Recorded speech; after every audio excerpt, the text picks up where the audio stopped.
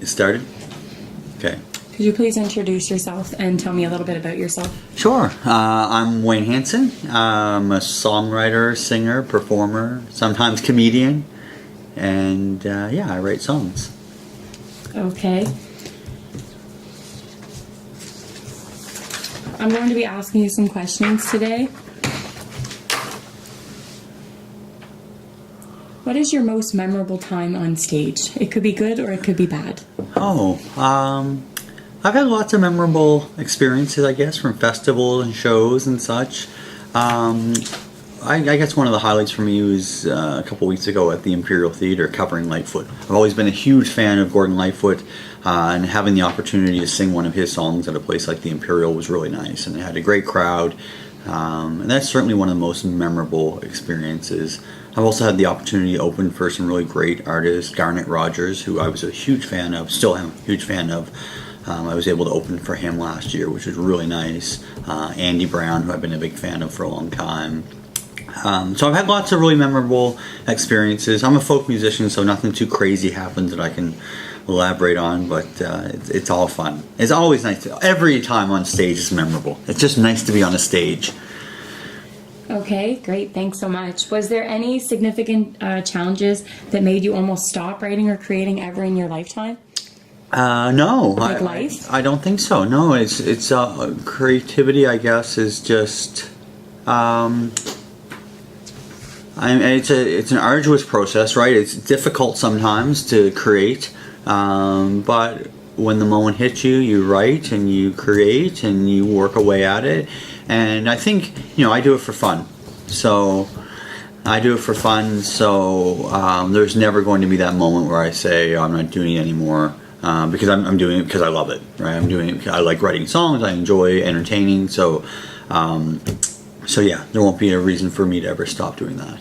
Okay, great. And could you tell me your motto? Like, what's some advice that you live by or that you would give to people that were interested in songwriting or trying to put themselves out there like you did before? Yeah, I think it's a really good question, Mandy. I wrote a blog post a while back called "Throw Your Hat Over the Fence," and it's based on this Reader's Digest article I read as a kid. And the motto of that is, if you want to do something badly enough, you just have to do it. And in the story in the Reader's Digest, the kid wants to visit the next yard over, but he's scared to, and he always puts it off, and he won't go, and he wants to explore, but he won't do it. Then one day, he throws his hat over the fence, and now he has to go over to get his hat back. And I think, when I recorded my first album, Memories of East Africa, I knew nothing about recording. I didn't know how to produce an album.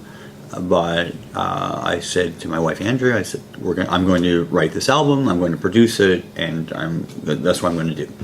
And I started recording, and I made tons of mistakes, and if you listen to the album, you can hear every one of them. But I made tons of mistakes. I did things really backwards in some sense, but I did some things right too. And if I had waited for the perfect time to do it, or I'd waited for the stars to align to get money, or to anything like that, I probably never would have done it. And I think that my motto for almost anything, not just songwriting, would be just to go do it. You have to be smart. You have to plan things. You have to,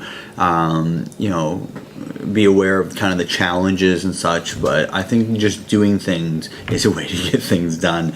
The first time I ever went to Europe, I went with my sister, I don't know, maybe 7 or 8 years ago now. It's quite a while ago. And I'd wanted to go for a long time. I wanted to be one of those backpackers, those people with backpacks across Europe. I wanted to be one of those. And I kept putting it off because the time wasn't right, or I didn't have the money, or those sorts of things. Then I realized that to go to Europe, all you have to do is buy a ticket to Europe. So we bought a ticket for May the 1st, I think it was. So leaving May 1st to London and returning from Rome on May 30th. And we spent 1 month with no plans, just a backpack and a book. And it was wonderful. Yeah, so I think that if I had one motto, it would be like the Nike motto, just do it. Or throw your hat over the fence. Very good. Thank you very much. Thank you for answering that. Now, have you accomplished everything in life that you've set out to do? If not, what's next on your bucket list? Have I accomplished everything in life? No. No, I don't think nobody ever will accomplish everything that they've wanted to do in life. So I have lots to do. So what's next on my bucket list? Well, I'm leaving for Europe in 6 days. And I'm going to backpack through Paris, Germany, and the Black Forest, and Barcelona, and the French Riviera. So I'm really looking forward to that. That's going to be fun. Sorry to hear about that. Yeah. But as far as next thing on my bucket list, I'm writing a bunch of songs, and I'm really interested in John Muir and Yosemite National Park in the United States. And I think I'm writing some songs that relate to those things. So I think next year Yosemite is definitely a bucket list item of mine. But there's many. We're planning on being in Japan next year, hopefully. I like to put out a third album. That's kind of on my... I don't really have a bucket list, I suppose. I just kind of do things as they come. Like jumping out of a plane wasn't on a bucket list, but the opportunity came, and we thought, hey, why don't we jump out of a plane? So we jumped out of the plane, skydiving.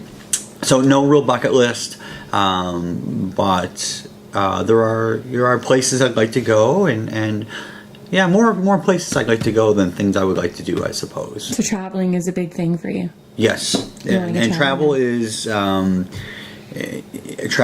huge inspiration for the songs I write. And often while I'm traveling, I'm writing. So yeah, so I have a great book. I have this book called Make Today Great. And while I'm riding trains through France and Germany and Spain, I'm going to be hopefully writing great songs in this book. So that's my plan. Okay, thank you very much. And so tell me, how did you start in life? When did you know you could sing? When did you know? Oh, I don't you think could create. I don't think singers ever think they can sing, and I think I'm one of those people that I don't have a traditional kind of when I think about great singers, I think about my idol Gordon Lightfoot, who had for many years, he doesn't have it anymore, but he had this deep baritone, huge voice, and I recently did a songwriter circle up at the St. John Arts Center, where the lads I was on stage with had beautiful, deep, huge voices, and I thought, I wish I had that, and I don't have that. So even now, like when I go to, I have a show in Fredericton today, and I'm playing with two guys that are just wonderful musicians, and have great voices, and I think, well, I wish I had that.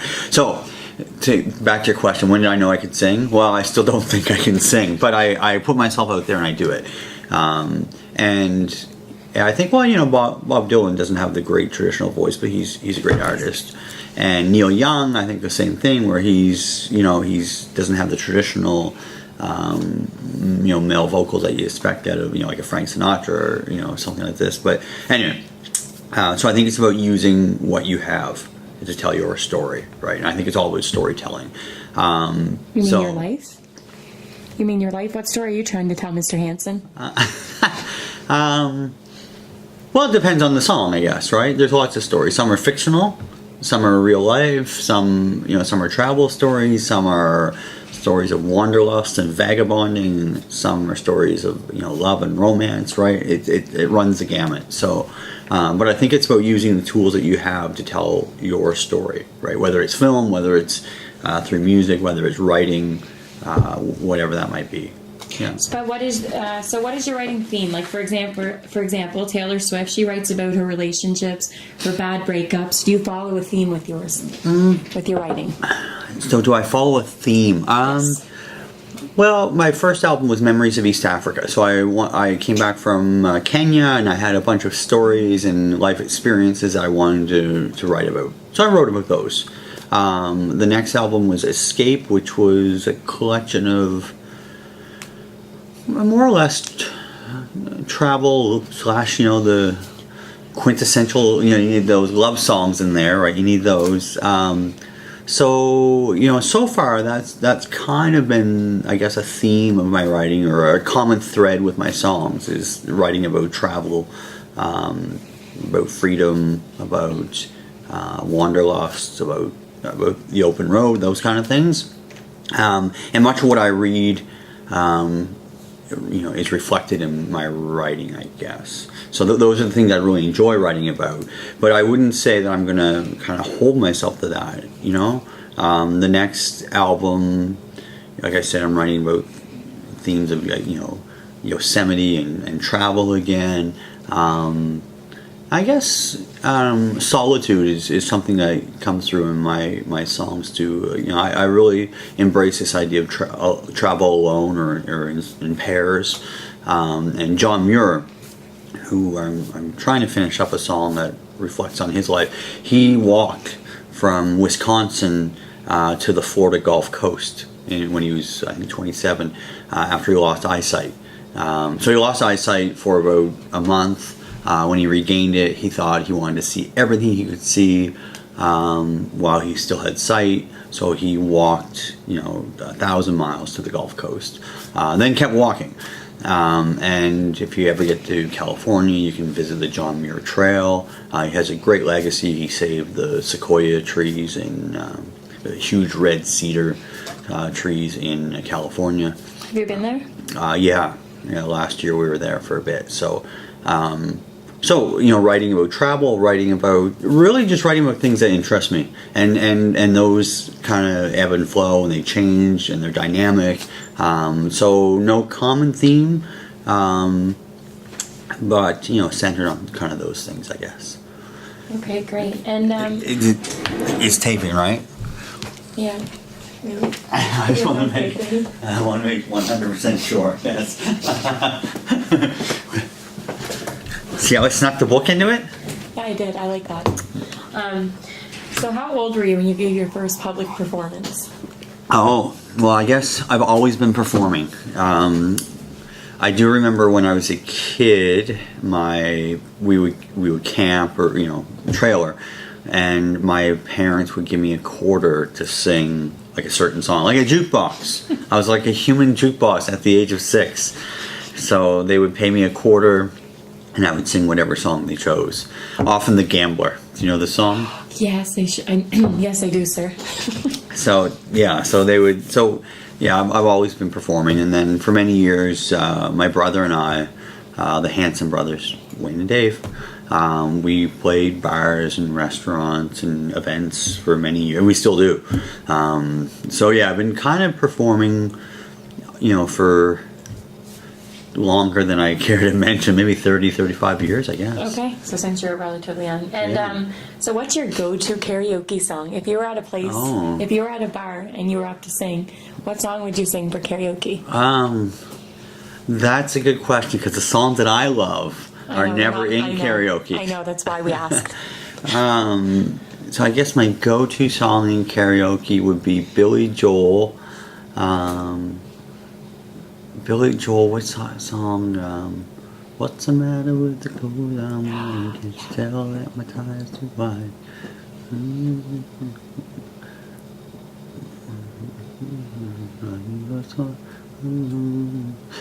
So I guess my go-to karaoke song would be Billy Joel, Still Rock and Roll to Me.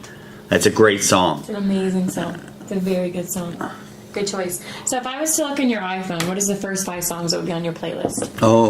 Right now I'm hooked on Amelia Curran, who is a wonderful songwriter, and I played Paddle Fest last weekend, and Amelia Curran was one of the headliners for Paddle Fest, so that was really cool. So Amelia Curran song on the radio would probably number 1. I'm a huge fan. So I'm big on Canadian music, and I think if you look at almost anything I've listened to over the last 20 years, Canadian music is very high on that list. And indie music is really important to me as well. So Amelia Curran, number 1 right now. Pat Lapoitevin, who I'm a huge fan of. So any of his stuff would be on that list of the top 5. Lightfoot is always there. He'll never leave. He's He'll always never there. leave. Yeah, Okay. I'm always listening to Lightfoot, so he would be there. Neil Young would be there as well. Excellent. I can't help but have him there. And 1, 2, 3, 4, 5. What wouldn't be number 5 at this point? Actually, Monsters and Men is always high on my playlist too. Not Canadian, but still a great. But you great still band. like it. Yeah. Great, thanks. So, what is your 3 favorite songs that you wrote, and why? Could you just please give me a brief description? Oh, yeah. I don't know. My 3 favorites. Yeah.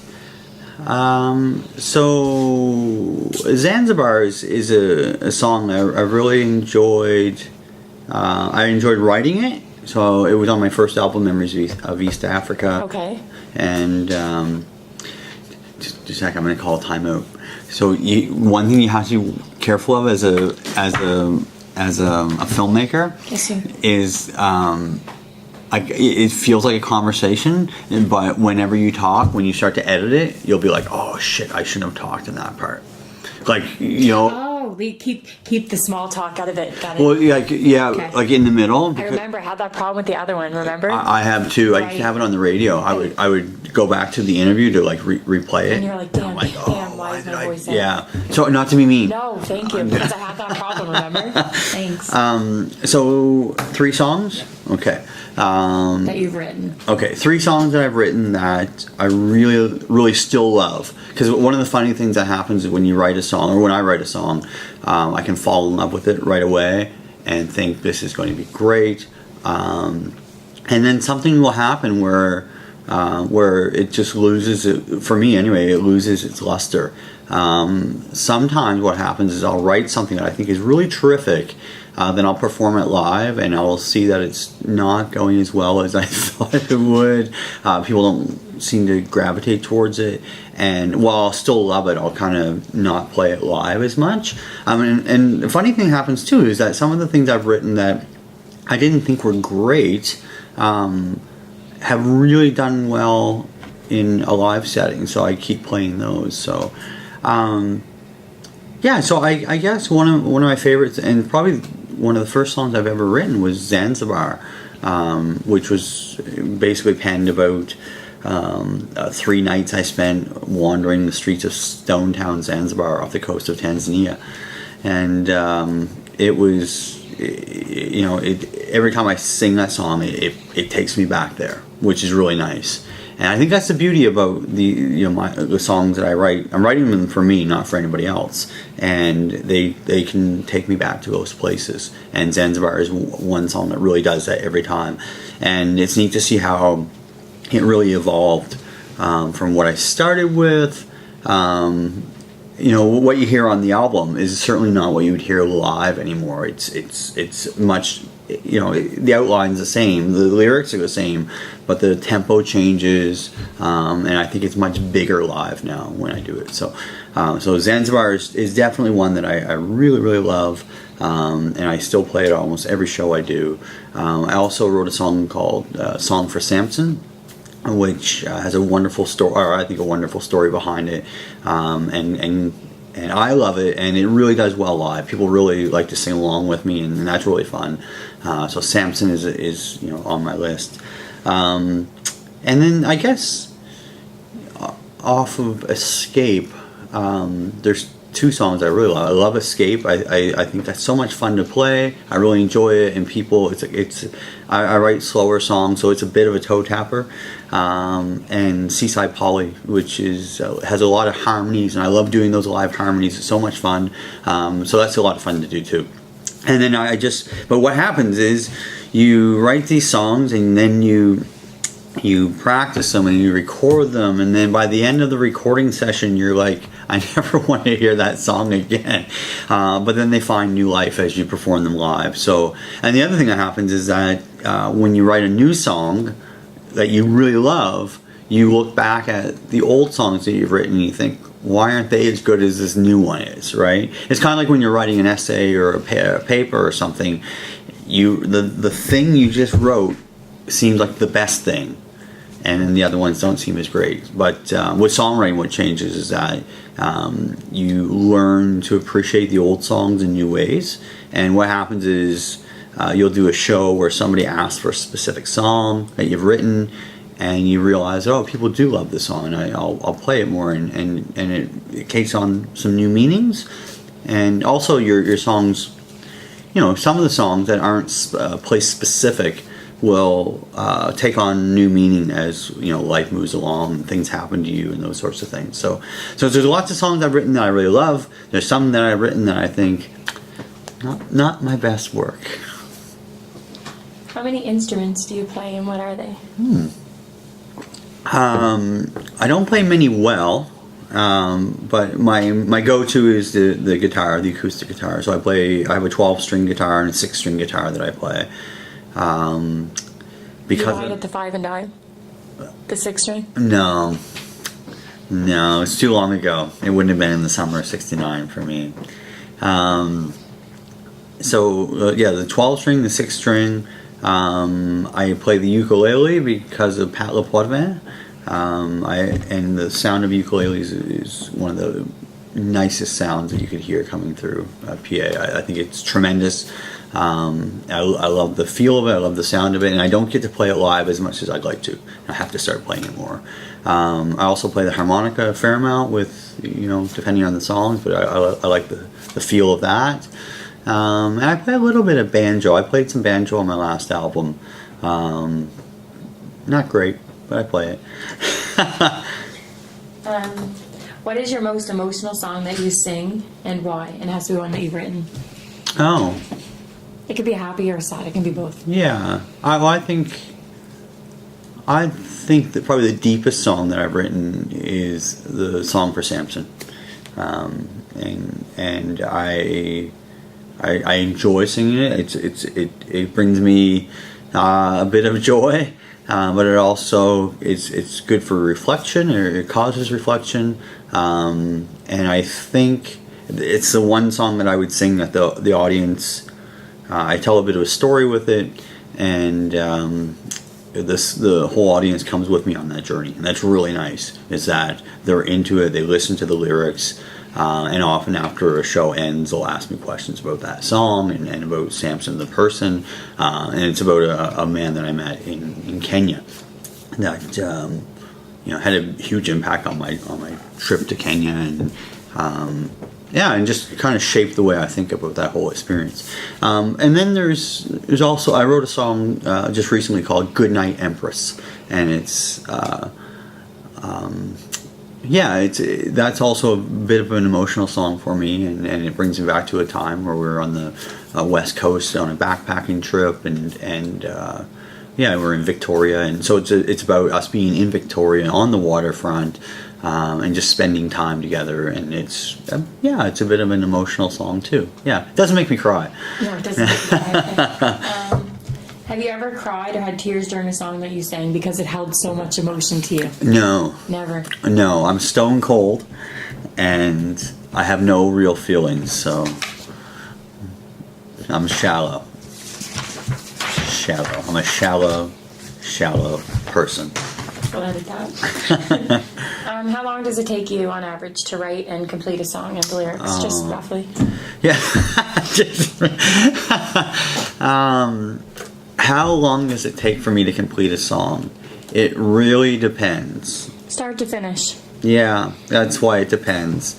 So let me put it this way. Sometimes they come really quickly.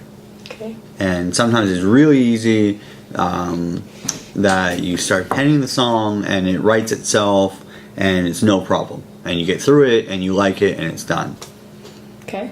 But there are also the times where the core of the song comes easily to you, but you just can't seem to finish it. So, for example, I wrote a song called "Sailing," which is one of my favorite songs off the first album.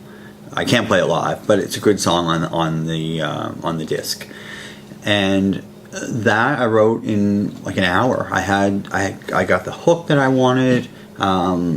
The lyrics came easily to me, and it was really it wrote itself. It went really well. the other ones I'm working on for this album, one of them I wrote in an evening, and it's Good Night Empress, the song. I wrote it and it works and I like it, and that's how I'm going to record it. And there's a couple that I've been working on for weeks that I had some ideas that kind of work and some that don't work, and it's just I can't get the right feel to it. The music doesn't gel with the words, but it will happen. And so it all depends. Sometimes it's really, really easy to flush out a song, and sometimes it's just not. So, and I think that's true for anybody that's writing, whether it's poetry or music or story, whatever. I think that's just the way it works. And I think good writers keep at it, and that's where I fall down. Good writers keep at it. When it's difficult, you keep at it. You keep writing. You keep on a schedule. You put the work in, and it'll happen because it is work.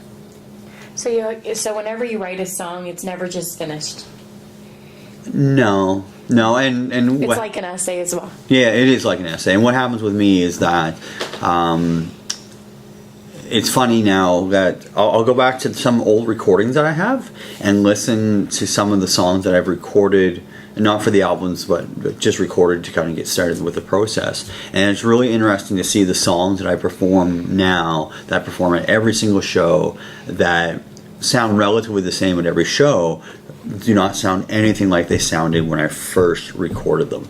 The tempos change, the chord structure changes, some of the words to the lyrics will change, and even what'll happen is that some of the things that you've recorded, when you get playing them live, sometimes you realize that live, sometimes different wording will work better with the song. So yeah, I think, are they ever done? But they could be kind of done, I guess. But I look at them almost like a living organism, is that they change over time, and they change because the person singing them changes, but they change too based on the context that you're in. So they kind of get finished on some level, but on some other level they really evolve over time, and I think that's really interesting, and I think that's kind of nice. When I think about Lightfoot, who his greatest songs, or his biggest songs, maybe not his greatest songs, but his biggest songs, he wrote and performed in the early 70s. That's 45 years ago, right? So he's been singing songs like If You Could Read My Mind and Sundown and those things since the early 70s. And that's 40 years of performing those a couple hundred times a year. Well, I think for him and for everybody else, it's probably fun to change them up a bit. And my songs certainly don't compare to that. But I have performed them enough times that I like a bit of a change in it. And it can be really subtle, or it can be a little bit more drastic. So, yeah, I hope that answers that question. But so you're saying you can grow into a song, but do you think that you grow out of a song also? Mm-hmm. Yeah, absolutely. I think some, not everything's timeless, right? Some things are more topical than timeless. So even some of the things that I wrote that maybe I don't quite feel the same way as I felt when I wrote them, I wouldn't say that's so true after the first couple albums, but I even think about some of the covers that I do in a set, and some of the covers that I loved a year ago, I don't do those as much anymore. So yeah, some songs come and go right into my set. So, but as far as writing goes, yeah, I mean, not everything can be timeless as much as we'd like them to be. What are your go-to tools or apps that you use for your creating process? Oh, pen and paper. How about to get on iTunes and stuff? Or like. So what's the question? Okay, what tools do you use? What tools to actually create? Like apps on your phone. Do you have your own recording studio? Do you rent a studio out? Very good. Okay. So you've elaborated on the question. That's good. Okay. So the question is, what apps do I use? What tools do I use? What technology do I use? So I have a fairly decent set of tools at home for recording. I have a decent mixer, but really a decent microphone, a good mixer, and an iMac is what I use. So I record everything in GarageBand, and I mix it down in GarageBand, and then I use an Adobe suite of tools to do my mastering with. But I think, I think the thing to take away from this is that the technology has evolved to a point where anybody can record, and I think that's, if it's a lesson I learned, is that the technology is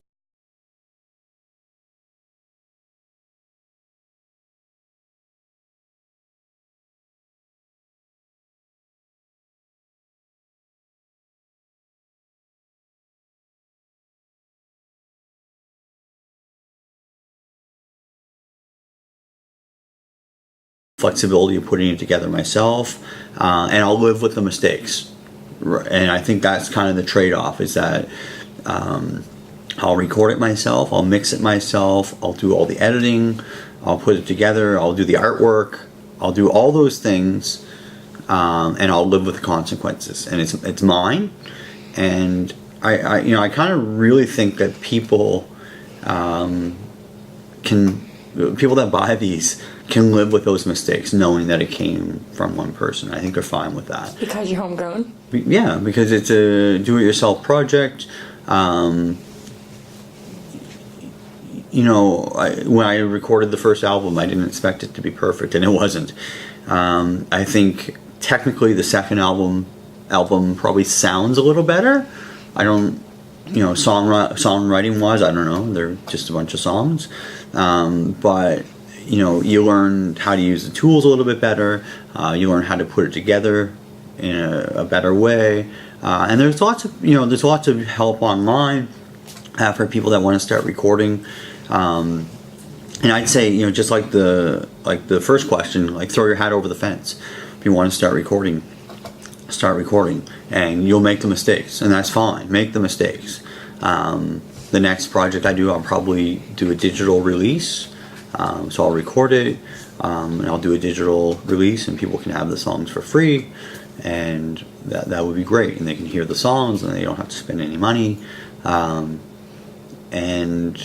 yeah, so the tools, the tools are kind of, the democratization of technology. Everybody has these tools, or many people have these tools. So anybody can start doing this, and I think that's one of the things that, for people that want to get started in the process, that's why I would say to almost anyone, you don't need $10,000 in a studio. You need some decent equipment that you can rent or you can buy, and you can get started. How do you get paid, though? You're saying that you're going to release a digital, but how can people get paid? Is money not an issue for you, sir? I wouldn't say money's not an issue, but it's not the primary driver of why I create things.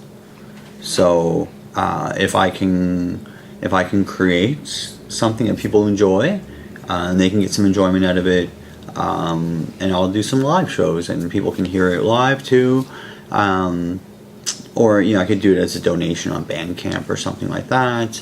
But one of the things that's happening is the value of music has declined, right? The monetary value of music has declined as more and more people can create, right? So, and really, I'm just not that concerned about, what I wanted to do off the first two albums was make my money back. The money that I spent to create them, I'd like to get that back, and I was able to do that. So for the next album, really, if I can create it for next to nothing, and people can hear it, well, that's wonderful. How can aspiring artists get known to the public other than social media? Oh, yeah, that's a good question. How do you get noticed in this flood of information? If everybody's creating, how do you get noticed? I think honestly it comes from not really caring about getting noticed. I think it's about pursuing your passion no matter what you're doing. Okay. If you're out writing music and performing music to get noticed, or to, I don't know, to become some sort of a star or a celebrity, if you're doing it for those reasons, then I think you're not doing it for the right reasons. I think you should just be creating and creating and creating and creating things you want to create. I was talking to Brent Mason one night at a show, and he said it's all about finding your voice and telling stories using your voice. And I think that's just really good advice. Like, you know, that's what Brent's out there doing, right? He's writing songs from his heart, right? And I think that's what all artists are doing. They're just creating. So, you know, if people want that, great, they can have it. And I think everything else follows from that. If you're doing the things you love, everything follows from that. And what about social media for you? So, do you have social media? Who does your social media? Do you have a manager? I don't have a manager. No, I do all my social media myself. And you've probably seen my social media. It's a blend of Wayne Hansen as a singer-songwriter, Wayne Hansen as a lecturer at UMB, Wayne Hansen as Wayne Hansen. So it's not specific to, you know, this is my music. And I think music is infused in everything I do. So it's not, they're not separate. You know, those entities aren't separate. They're all one. So yeah, I do all my own social media. You know, the Instagrams and the Twitters and Facebook and all that sort of thing. So, and I think it's a great tool for people to use, you know, to promote their shows, and but it's also a lot like spam too. So, if you could open for any music artist, who would it be? Well, anybody in the world. Well, it would have to be Lightfoot, I suppose, but.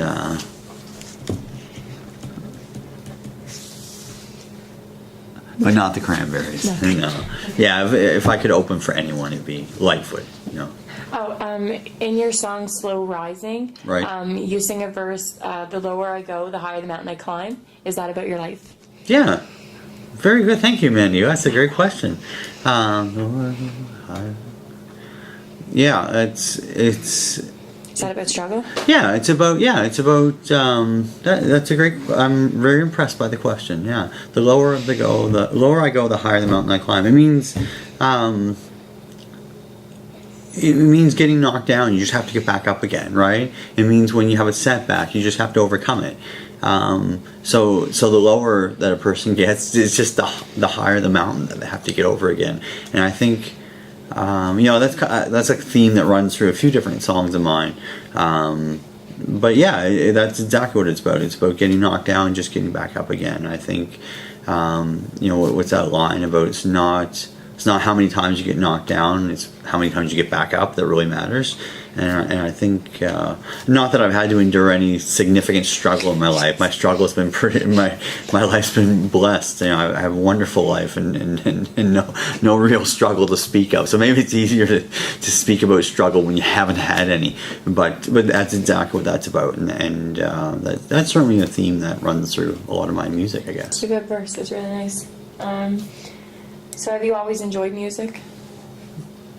Yeah, absolutely. I grew up in a household that had music was a big part. You know, gathering around the kitchen table and singing songs as a family, and having friends come over with instruments, and that was we were blessed to have that. We didn't, probably didn't realize it at the time, but really blessed to have that household of, people interested in music. My brother, plays music. My father, my mom, my sister, she can sing and plays the accordion, and so she's really talented. So yeah, and a stack of albums on the record player that we would always listen to, country and western albums, like Tom T. Hall. I don't know if you know Tom T. Hall, but any great country and western, Kenny and Dolly, Tom T. Hall, those sorts of things. So yeah, it's always been a big part. I didn't really, I should have been writing for longer than I have. I really only started writing the last couple of years, so I have to play catch up. So maybe I'll have a whole slew of albums come out in the next little while. But I've always been playing, and through my 20s and 30s, doing a lot of cover music, going to bars and playing cover songs, which is still really fun. It's fun to go out, and it's just fun to have a stage and a microphone. And I'm always amazed that people will, I'm going to Fredericton later on. I'm going for 2 shows this weekend, and I know some people that are coming out that will give up their evening to come out and listen to me tell some stories and sing songs. And I always think that's remarkable, that people will give up their time that way. I think that's so nice that people would come out, busy lives, but they'll come out and they'll hang out for a couple of hours and socialize and listen to these songs and these stories and I think that I'm very lucky that people will do that will support me, and that's really nice. So yeah, music's always been a big part, and hopefully it continues to be a big part of my life. Why did you wait so long in life? Was it like a midlife crisis? Like, why did you wait so long to start writing? Or is it something you just didn't think you could do? Or honestly, I didn't really even think about it. I didn't really even think about writing or creating until the last few years. Was there a reason, or was there your aha moment? No, honestly, I think it's the case of I shouldn't say that. I mean, I wrote some songs years ago that but I would write them, and many people have this experience where they'll write them and then they'll look at them and think, this is terrible, I don't like it, toss it away. And I think it's really difficult to get over that hurdle of, I've written it, it's good, and I'm going to perform it. And I know the first time I did a live show where I said, I'm going to play my own song, that was a real hurdle for me to get over. Was it scary? It was super scary, and I thought, nobody's going to want to hear this. They want to hear Wagon Wheel, or they want to hear, right, some song, some song that they've heard 1,000 times. But I think, and if you're showing this film to people that are getting started songwriting, I think one of the things I'd like to tell them is that people want to hear what you have to say, and they want to hear your story, and they want to hear it through your voice and through your eyes. And the festival that I'm playing at this weekend, it's there's a collection of 30 artists, right, that have written their own music, that are telling stories, and that's why people go to these shows, not to hear the same old cover they've heard 1,000 times. They want to hear something unique, and if you're thinking about starting songwriting or storytelling or whatever it is, right, you can be rest assured that there's an audience for that and people want to hear it. I never write for an audience. I write for me. But it's nice to know that if I go somewhere, people will listen to it. So. And also you do comedy as well? I do stand-up comedy, yes. I heard you have a big show coming. Oh, I do, yeah. So I'm part of James Mullinger's the largest comedy show ever, or the biggest, New Brunswick's biggest comedy show, whatever. It's going to be funny. It's going to be a funny show. And I've been fortunate enough to do a number of shows with James. Who is he? James Mullinger is a UK comedian that moved to New Brunswick. He just sold out Harbour Station, which is really cool, and he's done shows at the Imperial, and he's kind enough to, if he has an open spot on a bill, he'll call me or text me and say, why don't you do this with me, or do. So I've done a bit of comedy. I'm not very funny, but you try. So it's really fun. Comedy is a real challenge, I think, for me. On a music stage, I have the instrument between me and the audience, and I have lots of experience doing that, so I can handle myself. Comedy, you're a bit naked up there with just a microphone, so it's really it's a real challenge, and I really enjoy it. I wish I spent more time writing comedy. I think if I wrote more comedy and was more active in that scene, then I could really do some funny things. But I just don't find I make the time yet. So yeah. But wasn't your music featured at the intermission for James Mullinger's show? Oh yeah, so James is really good to me, and I've written a number of songs for TV. I've written some songs for James to use at intermissions and those sorts of things. So he's been wonderful to me, and I can't thank him enough. And he's just really been super to me. So yeah, it's nice. So even when I'm not doing comedy, my voice can sometimes be heard at comedy shows. So that's kind of a cool thing. Your legacy will be left. That's right. I'm leaving a legacy. Okay, and what is something that you wish that everybody had? In what sense? I wish everyone had $1 million. Elaborate. No, what are you looking for? What's something you wish everybody had, like a skill? Sorry. A skill. Okay. Well, I don't know if I wish everybody had a single skill. Like I think one of the things to celebrate is our diversity and to recognize that everyone has strengths and weaknesses as well. So I don't know if I could wish anybody had a certain thing or ability or predisposition or anything like that. I think I would what I would hope for is that everyone can embrace something about themselves that's really unique. Like I think we're all unique that way, and we have to embrace that and really, exploit that, right? To use that, right? Whatever it is, whether it's telling jokes or telling stories or whatever that is, right? But I think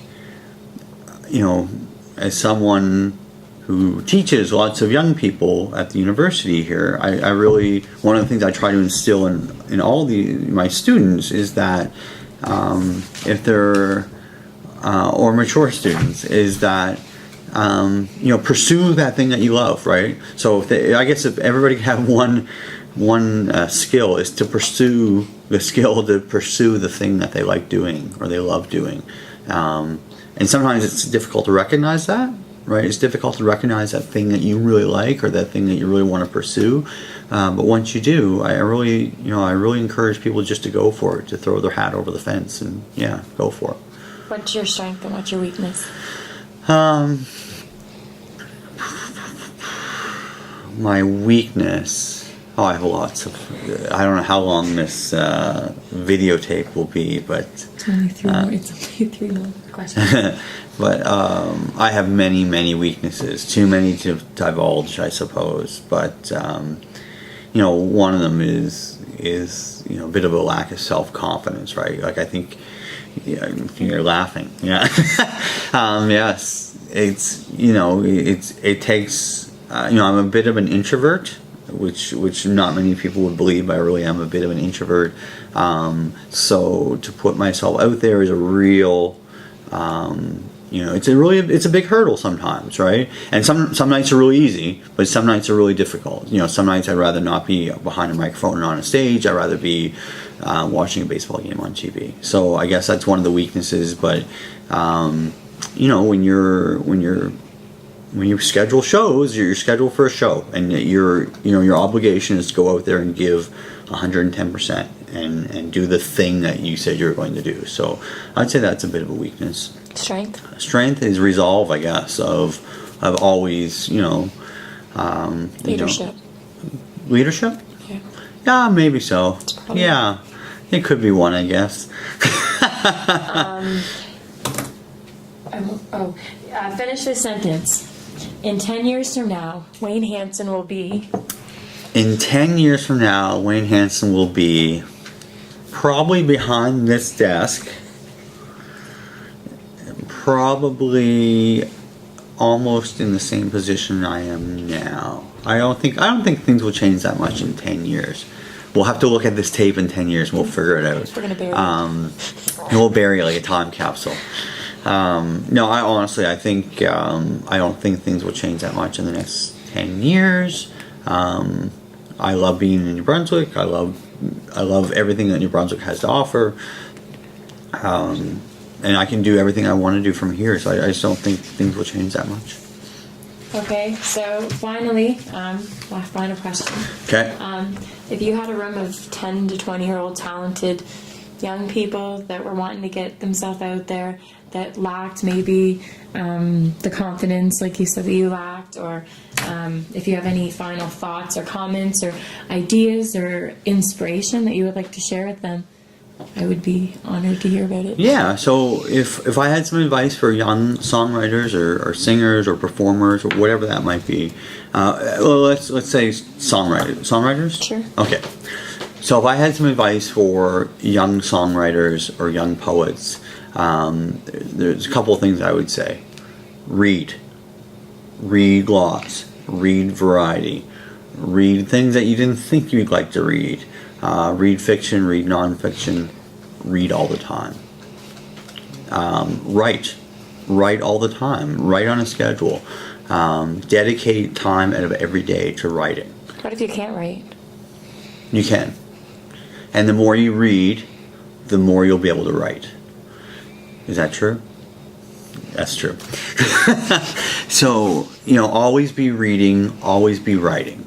And if you're interested in writing songs, listen to lots of musicians. Listen to what other people are doing. Copy what other people are doing. If you really like the style of a certain artist, use that style. And I think what you'll find is that you'll start to create things in that vein that will be uniquely yours. And just do it, and don't throw things away. Write things, and if you don't like them, that's fine. Tuck them into a folder, keep them, right? Don't throw them away, keep them. And also use a pen and a paper. Like it's A diary or a small book, a notepad. Keep that notepad with you, and always be writing, and keep it. You can always go back to it. There'll be things in there that you don't like, but there will always be these gems that you think, wow, that's really going to work. So yeah, my advice to songwriters, and I'm probably not the best qualified to give advice, but I will anyway, is always be reading, always be writing, keep the things that you write, and just be persistent, and you'll create things that you love. I forgot a question. Okay. How many shows do you do a year? Oh, that's a That's a great good one, question. yeah. Yeah. I suppose I'm doing less this year than I had in years past, but I'm doing shows that I really enjoy doing. So the last couple of years, I probably did 80 to 100 shows in the run of a year, which is a lot, and it's probably too many. It's a little less this year, but I'm doing some really fabulous, just really wonderful shows. I was able to play Paddle Fest last weekend, which is really a great event. So I'm glad to be there. I'm going to the Living Roots Festival this weekend in Fredericton. I was up at the Sanctuary Theatre a couple weeks ago for a Celtic festival. So while the number of shows is declining a bit, which is absolutely Bigger fine, shows. the shows I think are much more suited to what I want to do. To do a 45-minute set where I perform my own music is really what I want to do. But I'll still do bar shows and cover shows and those sorts of things. It's really just fun to go and sing songs and have people listen. So Thank you very much for your time. Thank you. no problem. So what do you think? Is any of it usable? I don't know.